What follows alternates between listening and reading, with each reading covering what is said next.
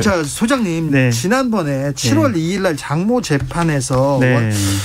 원치 않은 결과 나오면 윤 전 총장 첫 스텝부터 꼬일 수 있다고 얘기하셨습니다. 먼저 오늘 장모 최 씨가 법적으로 구속됐습니다. 첫 스텝부터 꼬였네요. 많이 꼬였죠. 네. 왜냐하면 윤 전 총장의 이미지는요, 공정, 네. 정의, 법치예요. 그렇죠? 예. 그런데 그분이 가족이 이렇게 법을 어겼다? 그래서 법적 구속까지 당했다? 본인이 여태까지 이미지로 가져가야 될 것들이 많이 무너져 버렸어요. 그래서 저는 되게 어려운 지경이 돼버렸다라고 네. 말씀드리고 싶어요. 네. 장 소장님이 그걸 바란 건 아니죠? 저 왜 바래요? 네. 저 정권 교체를 원하고 있는 사람인데. 지금 해명 기회를 드리는 겁니다. 네. 자, 그런데 스텝이 꼬였어요. 네. 근데 이 재판이 또 다른 재판도 있고요. 또 다른 논란들도 있어요. 있는데 윤 전 총장한테 미치는 영향은 어떻게 되겠습니까? 그러니까 처음에 이제 화요일이었나요? 그 윤 전 총장이 네. 저 정치하겠습니다. 네. 저는 이러이러한 것 가고 정치하겠고요. 그다음에 이 정권은 이런 정권이에요. 이렇게 얘기를 했단 말이에요. 약탈이라는 아주 강한 자극적인 말씀을 하셨었거든요. 근데 제가 만약에 여권에 있다면 그 단어를 가지고 윤 전 총장을 공격할 수 있을 것 같아요. 이게 어쨌든 22억 9천만 원이라는 네. 국민 세금을 편취한 행위로 1심에서는 판결을 한 거 아니겠습니까? 네. 그렇다면 이거 본인이 어떻게 이 정권에 대해서 한 얘기를 부메랑으로 그대로 받을 수밖에 없는 상황이다. 이게 그래서 어려워졌다. 맞습니다. 동의하고요. 네. 결국은 지금 이제 시대 정신 중에 하나가 이제 공정인데 결국은 윤석열 전 총장이 이중잣대, 내로남불, 그다음에 더 나아가면 장모가 사기 행각을 한 거 아니냐 이런 측면에서 사기꾼 프레임에 걸릴 수 있다 이렇게 좀 보여지고요. 지난 연말부터 제가 계속 이야기했던 윤석열 총장이 대선 끝까지 가려면 세 가지의 고비를 넘어야 한다. 추미애 조국, 검증의 국면을 넘어야 한다고 얘기 드렸는데 추미애 조국을 넘는가 싶었는데 사실 이 검증 국면에서 사실은 돌이켜보면 추미애 장관과 연관돼 있습니다. 추미애 전 장관이 그 당시에 수사지휘권을 발동했는데 이 요양병원과 관련된 장모의 비리 의혹에 대해서 이 수사 보고받지 마라. 검찰총장이 이렇게 지휘권을 발동했거든요. 그런 측면들이 결국은 지금 사실은 진실이 좀 드러난 상황으로 연결되기 때문에 추미애의 벽을 아직은 완벽하게 넘지는 못했다. 저는 이제 더욱더 걱정되는 것이 있어요. 이게 이제 대선을 하다 보면 한 100개의 허들을 넘어가야 하거든요. 네. 근데 허들 같은 경우는 그냥 뛰어서 넘어갈 수가 있는데 이거 같은 경우에는 장대 높이 뛰기 형식이 돼버렸어요. 너무 네. 높아요. 그러니까 봉이 없으면 못 넘어요. 혼자 힘으로 이걸 못 넘는단 말이에요. 봉은 뭡니까?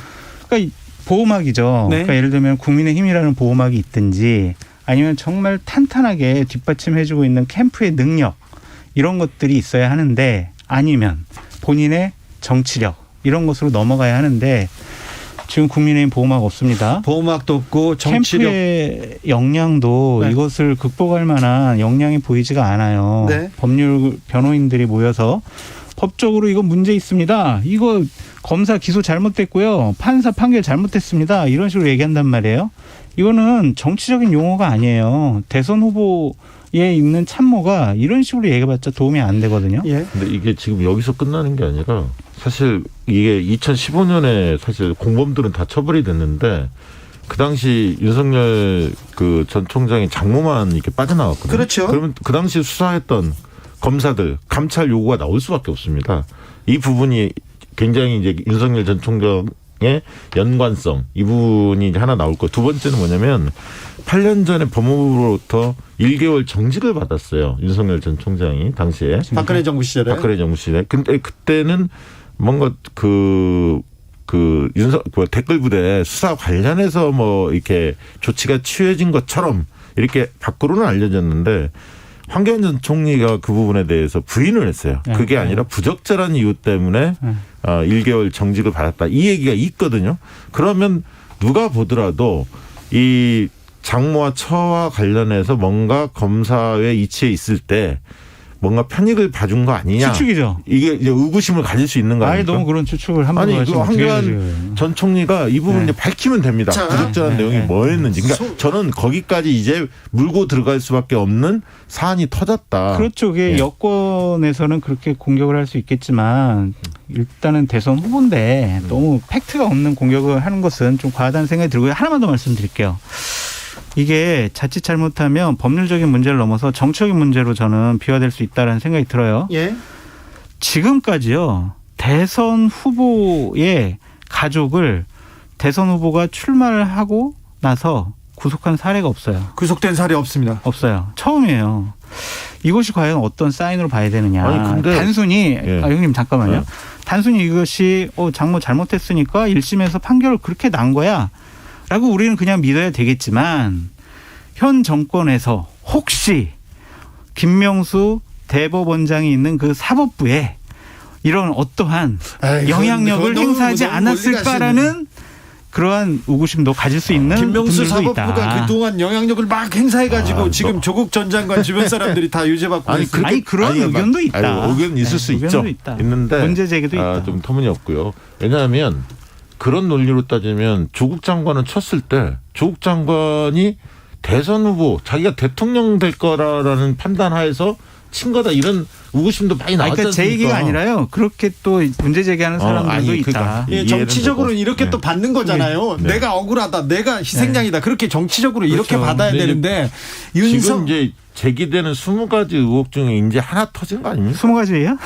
뭐 본인이 그때 20가지라고 하셨잖아요. 네, 소장님이 그러셨어요? 아, 그랬네요. 윤 전 총장이 20가지 의혹이나 있습니까? 아니, 그러니까 가족들과 관련된 네. 거기에 이제 보면은 그렇게 한 20개 정도가 되더라. 자, 장 소장님께서 일단은 윤 전 총장한테 보호막이 없고 정치력이 좀 부족한 것 같고 캠프 역량이 떨어진다 이 얘기를 했는데 캠프 역량에 대해서 조금 얘기하지 않을 수가 없는 것이 윤 전 총장의 부인께서 직접 인터뷰를 해가지고 그 의혹을 막 얘기를 했어요. 이 부분은 어떻게 보십니까? 실수죠. 실수입니까? 실수예요. 왜냐하면 그 단어를 많은 분들이 이제 자유롭게 방송에서 얘기할 수가 있어요. 그렇죠. 아니, 김건희 여사께서 본인은 줄리가 아니래. 이렇게 얘기할 수 있다니까요. 그런 프레임에 본인이 발을 담근 거예요. 실수입니까? 이번에 다 털어내기 위한 뭐 어떤 큰 그림 그런 거 아닐까요? 어떻게 털어요?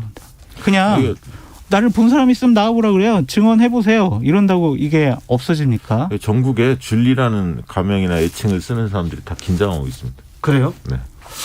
그러게요. 이게 정치적으로 보면 정치적으로 판단하는 사람이면 절대 해서는 안 될 일일 텐데 윤 전 총장 주변 사람들 중에 이렇게 정무적 정치적 판단하는 사람이 별로 없습니까? 없는 것 같아요. 왜냐하면은 지금 캠프를 총괄하는 분이 이석준 전 국무조정실장이시잖아요. 근데 그분이 원래는 당초에는 정책 총괄로 갔는데 지금은 정무적인 이러한 것까지 다 캠프 총괄의 역할을 하시게 됐어요. 그분은 정치 안 해보셨잖아요. 야, 그래요? 그러면 인사가 만사인데. 그래서 전 되게 우려하고 걱정하는 거예요. 예. 검찰 출신 말고는 별로 보이지 않습니까? 내막을 제가 다 알 수는 없지만 현재 드러난 것을 보면 정치권에서 정말 저희가 선배님 다 아시잖아요. 여의도 바닥에서 에이스, 선수네. 장성철 같은 선수 안 들어갔습니까? 아유, 거기? 저는 나요. 선수 찍혔어요, 축에도 못 이제. 깨요. 아유, 선수 축에도 못 깨고요. 선수였죠. 그러니까 그런 분들이 지금 안 들어가 있다는 것 자체. 물론 뒤에서 독구는 있을 수도 있는데 전면에 없는 것을 보면 좀 상당히 우려스러워요. 그러니까 본인도 정치 경험이 없는데 정치 초년생인데 참모들도 정무적 감각이 없는 정책적 베이스나 아니면 검사 출신 이런 분들이 그 주축을 이루고 있다고 하니까 그건 되게 걱정되죠. 그러니까 이게 사실. 사소한 거 하나예요. 예를 들면은 저희 같은 경우에는 페이스북 하나만 봐도 야, 이거 준비가 됐네 안 됐네 그걸 알 수가 있거든요. 근데 제가 자꾸 윤석열 총장에 대해서 이게 안 좋은 소리 쪽으로만 하는데 어차피 찍혔으니까. 페이스북에요. 사진만 봐도 이거는 아마추어가 찍은 거예요. 아, 그래요? 아마추어가 찍은 거예요. 이거는. 그리고 봐보세요. 이 톨이라는 반려견을랑 같이 찍었잖아요. 사진을 찍을 때 전문가들은요. 절대로 이 정면 그 피사체가 두 개 다 정면을 바라보는 사진을 절대로 안 찍어요. 자연스럽게 네. 지나가는 그렇죠. 그러니까 어떤 자연스러운 서로 눈을 이렇게 해야 되는데 또 하나는요. 그 손 보세요. 손. 스토리에 목을 조르는 것 같은 모양새예요. 디테일 보소. 그러니까 그런 것들을 보면 아 이게 사진 하나가 선수가 안 붙었구나라고 저는 생각을 해요. 윤석열 전 총장을 2번 죽이고 있습니다. 장성철 소장. 고치라는 얘기예요. 저는 예. 지금 초창기니까 빨리 아니, 이제 시행착오를 고치라고. 맞아요. 근데 이제 페이스북을 찾아볼 것 같아요. 네. 시청자들이. 아. 자, 박시영 네. 박시영 대표님 컨설팅이 필요한 것 같습니다. 윤 전 총장은 여러 가지가 그거는 돈 받고 해야죠. 돈 받고 해야 됩니까? 네, 그럼요. 나라를 위해서 좀 그냥 해주세요. 한 번은. 그럴 생각은 없습니다. 자, 그러면 윤석열 전 총장 말고 다른 후보 쪽으로 가볼까요? 네. 자, 야권에서는 또 윤 전 총장 말고 또 누가 보입니까? 지금요? 네. 지금 목소리 가장 높은 분은 홍준표 네. 전 대표시고요. 네. 또 한 분은 이제 최재형 전 감사원장 네. 보이시고. 최재형 전 감사원장이 나오기만 하면 파괴력이 있습니까? 아, 저 직설적으로 얘기하는 걸 좋아하거든요. 네. 직설적으로 얘기할게요. 너무 힘들어요. 그거는 불가능해요. 그래요? 네. 정치를 해보시지 않으셨잖아요. 네. 인지도와 지지도가 높지도 않잖아요. 네. 본인이 정치적으로 탁월한 개인적인 역량이 있는 것도 아니잖아요. 네. 뭘로 띄울 거예요, 그러면 그분을? 아, 그래. 감사원장 할 때 정말 공명정대한 감사를 진행했다. 그거 가지고 대선 후보가 된다는 것 자체가 넌센스 아닙니까? 그러면 최재형도 지금 넌센스면 네. 자, 지금 윤석열 전 총장은 스텝이 꼬였고 최재형도 넌센스면 그러면 누가 있습니까? 그러니까 이게 야구 경기가 벌어지면은요, 야구를 옛날에 해봤거나 야구 선수 중에 골라야지. 네. 축구 잘하니까 넌 야구도 잘할 것 같아. 잠깐 일로 와봐. 좀만 연습해보자. 안 돼요, 이거는. 지금 축구 선수 윤석열 최재형은 안 되겠습니까? 저는 좀 너무 좀 힘들어 보이지 않나요? 그러니까 지금 말씀하신 대로 정무적 대응이 그러니까 장모권만 있는 게 아니라 아까 정무적 대응이 좀 서툴다라고 얘기를 했는데 좀이 아니라 좀 많이. 네, 그런 측면에서 보면 조금이라고 해주세요. 지금 그러니까 시작이니까. 네. 정치 초짜 프레임이 이제 걸린 거예요. 윤석열 전 총장이. 그런데 최재형 전 감사원장도 똑같은 경우죠. 사실 정치 초짜, 정치 초년생이기 때문에 안 봐도 뻔하다. 왜냐하면 오늘 이재명 지사가 기자회견을 했는데 비대면 보니까 어떠한 질문이더라도 본인이 어떤 자료를 보는 게 아니라 어떤 질문이라도 바로 답을 하거든요. 다. 그 정도는 준비가 돼 있어야 합니다. 근데 정치를 좀 한 분들은 나름대로 그런 감각이 있잖아요. 정무적 훈련도 했고 정책에 대한 이해도가 있는데 지금 정치 최근에 뛰어든 분들이 경험이 없는 분들이 그게 소화가 되겠습니까? 안 되지. 어렵습니까? 안 돼요. 그러니까 예를 들면 저는 그렇게 봐요. 본인은 부인하고 있지만 오세훈 서울시장이 호출될 수도 있다라는 생각도 있고 예. 유승민 의원 같은 경우도 아주 훌륭한 그러한 기본적인 능력 가지고 계시고 원희룡 지사도 그렇고 그래서 야구 선수는요. 야구 선수 출신 중에 찾아야 합니다. 저도 뭐 동의하고요. 결국 야권은 홍준표, 유승민 그다음에 오세훈 이런 분들 내에서 자웅이 겨루지지 않을까. 좋은 거는요. 이런 거예요. 그냥 윤석열 전 총장, 최재형 전 감사원장, 김동연 전 기재부 장관 이런 분들이 모여가지고 본인들이 하겠다라고 하는 것보다 자, 우리는 정권 교체를 위해서 국민의힘 후보를 서포트하겠다, 돕겠다. 예를 들면은 유승민 의원 돕겠다, 오세훈 돕겠다 이런 식의 조력자 역할을 하면은 그분들의 역량이 훨씬 더 커질 거다. 근데 그러면 말씀드리고 싶어요. 사정 기간을 중도 사퇴한 이유가 없죠. 아니 그럼 그분들이 왜 나왔겠어요? 다 대통령 하려고 나왔겠죠. 아니, 그런데 이제 저같이 이제 여의도 바닥에서 일동 사람의 촉으로 보면 네. 띄우기가 너무 힘들다. 그렇다. 너무 힘들어요. 외부 인사, 네. 축구 선수들은 데려다가 야구 선수 만들기 어렵다. 그러니까 예를 들면 최재형 전 감사원장 같은 게 뜨려면요. 텐텐을 주목해요. 텐텐. 텐텐이요? 네. 그러니까 예를 들면 최소한 출마 선언할 때 10명 정도의 국회의원들이 지지 선언을 하거나 옆에 뒤에 있어야죠. 병풍처럼 있어야 돼요. 네. 그래서 국민의힘 안에 세력을 모아야 돼요. 네. 그 세력을 가지고 기본적으로 세력을 갖고 최소한 이제 7월 달이죠. 7월 달 안에 10% 정도 두 자리 숫자의 지지율이 나와야 돼요. 예. 그래요. 다른 분들이 좀 힘들 때 최재형 감사원장이 대안이 될 수 있겠네라는 희망을 줘야지 계속 그냥 4~5% 될 수도 있어. 이런 꿈나무 역할 같은 경우에는 지금 시간이 너무 없어요. 과거에 그 농구 황제 마이클 조던이 예. 골프 쪽으로 눈을 돌린 적이 있어요. 그리고 야구 쪽으로도 돌리기도 했죠. 잘 안 됐죠. 결국. 네. 잘 안 될 겁니다. 그렇습니까? 네. 네. 이해가 팍 되시죠? 야구 선수, 축구 선수 잘 안 될 거다 얘기합니다. 자, 어제 출마 선언을 했던 이재명 지사, 그리고 오늘은 기자간담회를 했고요.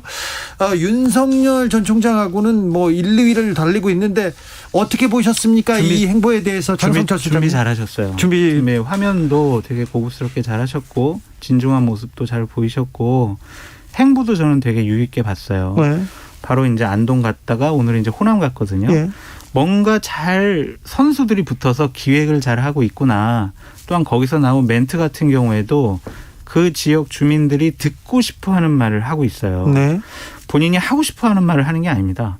그러니까 그 점을 저는 되게 높게 샀어요. 그래서 이게 프로구나라는 생각이 좀 들었습니다. 그러니까 지난 2017년 때하고는 완전히 정반대의 모습을 보였죠. 그때는 힘이 많이 들어갔고 강한 어조로 본인의 개혁성을 많이 강조했는데 이번에는 유능함을 좀 드러내려고 했고 비전을 좀 차분하게 설명했는데 저는 그 비대면으로 했던 거 그리고 오늘도 기자에게는 비대면으로 계속 가져가는 부분들 속에서 국민들 정서에 부합하려고 한다. 윤석열 전 총장 세과시를 한 거 아닙니까? 수많은 네. 사람들이 운집한 가운데. 네. 예, 그건 이제 과거 방식이라고 좀 보여지고요. 두 번째는 장 소장님께서 말씀하셨듯이 행보가 좀 굉장히 그 의미 있었는데 무명 열사의 묘를 갔잖아요. 현충원 방문했을 때. 네. 보통 전직 대통령 뭐 이런 분들 많이 가는데 그런 네. 게 아니라 무명 열사의 묘로 가고 고향에 방문해서 안동에서 그 이육사 시인 있지 않습니까? 네. 이육사의 그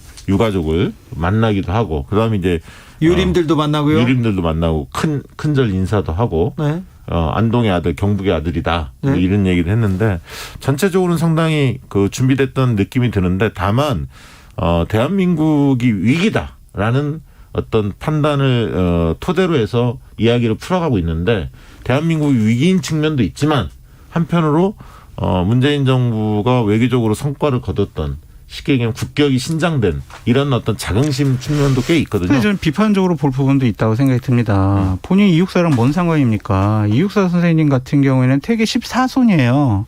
태계 선생님 대표적인 유학자입니다. 인이 예지신 이거 아주 중요하게 생각하셨어요. 인이예지가 나오네요. 네. 근데 이재명 지사 글쎄요. 그 부분에 대해서는 솔직히 좀 저는 부정적으로 보는 부분이 있고 또 본인이 형님에게 미안하다. 형수한테 욕설한 거 미안하다고 했는데 거기다가 형님은요. 정신병원에 입원을 해야 될 사람이었어요. 라고 토를 달고 형수님 같은 경우도 우리 뭐 예를 들면 재산 문제나 여러 가지 문제 가지고 어머님한테 너무했다. 네. 그래가지고 내가 어쩔 수 없이 했어요.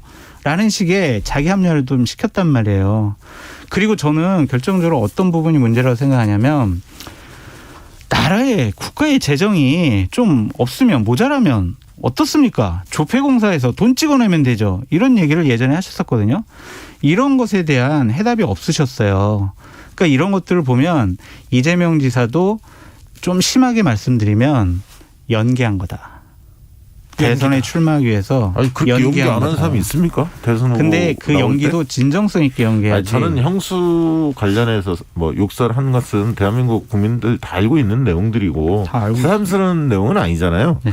그리고 이제 그 부분에 대해서 본인이 어쨌든 대선 과정에서 몇 번은 더 계속 그 이야기가 나올 텐데 사과해야죠. 이제 그런 부분에 사과한 거고요. 네. 그리고 과정에 대해서 설명한 것이지 그것은 뭐 모든 걸 형수 책임이다. 뭐 이렇게 떠넘기려고 하는 거는 저는 뭐 그렇게 느껴지지는 않았고요. 다만 이제 이재명 지사는 인격적으로 본인이 부족한 부분들이 있었다라는 걸 인정하는 거고 다만 그것은 국민이 판단할 거다. 그 문제까지 포함해서 이재명이 가지고 있는 그 유능함, 능력 이 측면을 과연 대한민국 국민들이 사줄 거냐 말 거냐 이 도덕성 측면에서 결함이 있음에도 불구하고 이렇게 보여지는 거고 반면에 또 홍준표, 윤석열 다 이런 분들도 도덕성에서 자유로운 분들이 아니에요. 윤석열 총장 이제 오늘 물타기. 아니 윤석열 전 총장 바로 지금 하나 터졌습니다. 앞으로 뭐가 터질지 모르겠고 그다음에 이제 홍준표 전 대표도 과거의 발언들 막말 이런 부분들이 굉장히 많기 때문에 누구를 탓할 입장은 아니다. 그런 생각이 듭니다. 과거의 막말을 하지 마십시오. 최근에도 막말을 좀 하고 있지 않습니까? 최근에는 그렇게 막말처럼 안 듣게요. 망둥어? 뭐 숭어, 망둥어? 그거는 근데 많이 쓰는 거 아니에요? 폄하 발언이죠. 그거는 어떻게 그럴 수 있어요? 아니 그러니까 홍준표 의원이 이 정도 하면 점잖게 한 거 아닙니까? 그럼. 네. 와, 근데 그거는요 진짜 인격적으로 모독한 거 아닙니까? 이거는 막말 수준을 넘어선 이거는 네가 무슨 대선을 나가? 비하하고 폄하한 거예요. 이거 더 심하다고 봐요. 저는 뭐 정치권에서 흔한 이야기들 아닙니까? 솔직히. 넘어가세요. 자, 어차피 정치는 상대적인 게임인데 지금은 매치업이 윤석열, 이재명으로 일단 양강구도로 짜여졌지 않습니까? 그런데 윤석열의 약점, 이재명의 약점 보이기 시작합니다.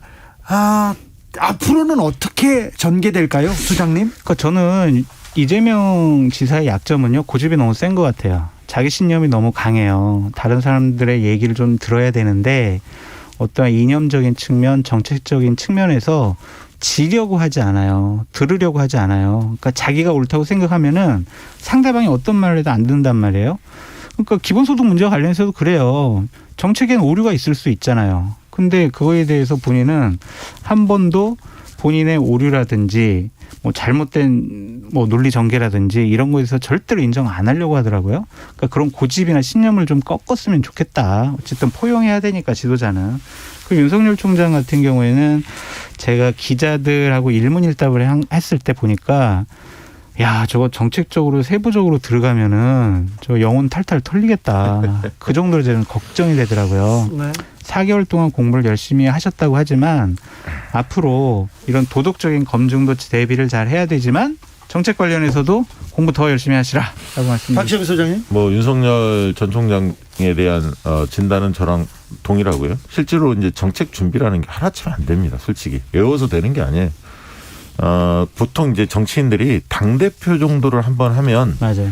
되게 시야가 넓어지거든요. 맞아요. 여러 현안들을 다루면서.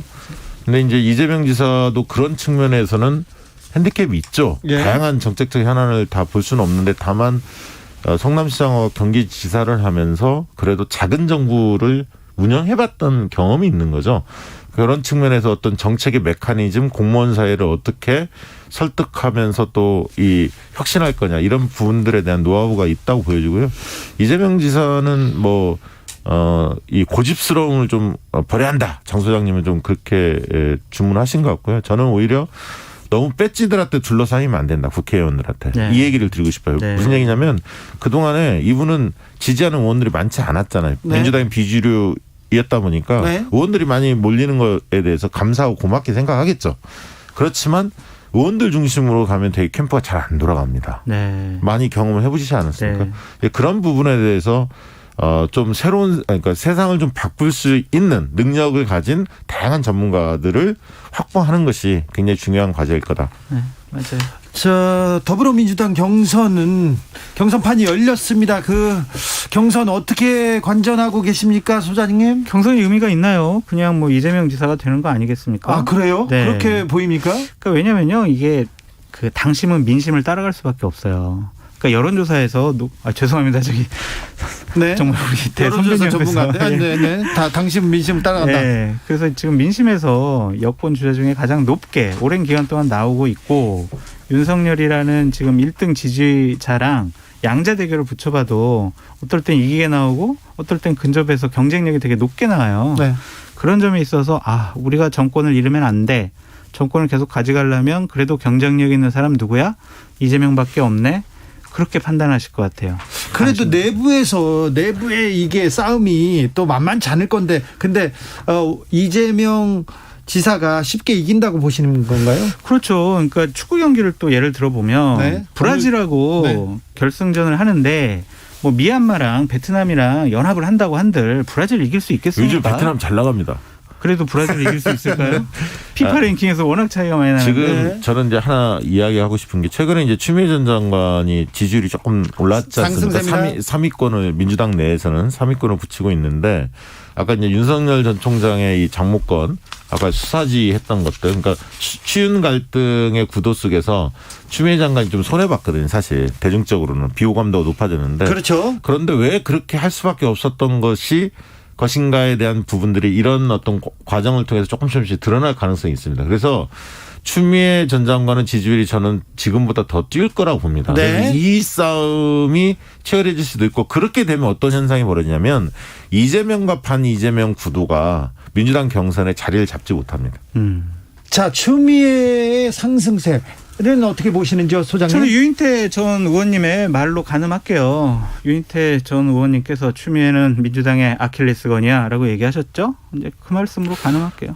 저는 그 얘기 한마디 드리고 싶어요. 유인태 전 의원은 전략가인 적이 없습니다. 그래도 판을 딱 보시네요. 아니, 저는 뭐 동의하지 않고요. 본인의 생각은 존중하지만 그분이 전략가라고 판단된 적은 없습니다. 자, 그런데 이낙연 전 대표는 네. 왜 이렇게 판돈이 많았어요? 가장 부잣집이었는데 왜 이렇게 지지부진한 겁니까? 두 가지 이유죠. 하나는 호남 출신이라는 것 때문에 대선에서 경쟁력이 있을까라는 의구심을 민주당 지지자분들이 갖고 계셨는데 소장님은 대선에서 이겨줄 후보, 그렇죠. 대선에서 이길 수 있을까 이게 가장 중요한 판단이 될 것이라는 맞습니다. 거죠. 이낙연 전 대표한테 한 말씀 드리면 그러니까 이제 본인은 사면론으로 지지율이 좀 많이 까먹었는데요.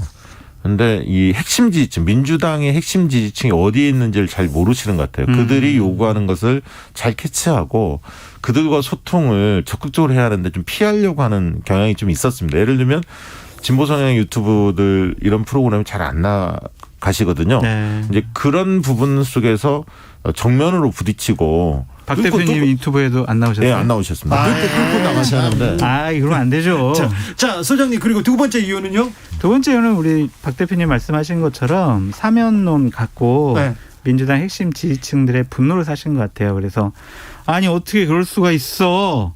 도저히 나는 당신을 못 지지하겠어. 이렇게 마음을 돌려먹으신 거예요. 그러니까 지금 제일 원래 지지도가 그 후보가 위험한 게 뭐냐면 네. 신뢰도를 까먹을 때예요. 신뢰도. 네. 그러니까 믿지 못하겠어라고 형성이 되면 지지율이 안 올라갑니다. 네. 그러니까 지금 그 부분에 대해서 약간 황색 전멸등 정도가 들어온 상태다. 빨간불이 아니고요? 네. 빨간불이라면 기분이 나쁘죠. 근데 또 정세균 전 국회의장, 전 총리, 전 민주당 대표 이분 능력과 그리고 주변 친화력 그리고 주변에 모여있는 사람만 보면 떠야 되는데 전혀 안 뜹니다. 그 이유는 어떻게 보세요? 매력이 없어요. 매력이 없다고요? 그러니까 정치인, 정치 지도자, 대통령이 될 분들은요. 국민을 흥분시켜야 돼요. 흥분. 네. 그래서 감동을 시켜야 됩니다. 그래서 와 지지자들이 내가 저 사람을 정말 어떠한 일이 있더라도 대통령 만들어야지 라는 마음을 갖게 해야 되는데 네. 정세균 전 총리님은 불을 못 땡기는구나. 너무 점잖으세요. 그러니까 너무 강력한 좋으세요. 지지층, 코어 지지층이 있어야 하거든요. 네. 그게 좀 안 보이죠. 네. 네. 매니아층이 없어요. 매니아층. 지금은 그러면 국민들한테 가슴에 불을 지르고 있는 사람은 이재명 지사. 이재명 그렇죠. 지사입니까? 네. 지금 이재명 지사가 지금 제일 유리하게 앞서서 달립니까? 아니 뭐 그냥 얘기해 볼 필요도 없어요. 그냥 끝났어요. 민주당 경선은. 저기는요. 누구요? 야당은요. 야당이요? 네. 야당은 윤석열 전 총장이 들어오느냐 안 들어오느냐가 가장 큰 관건인 것 같아요.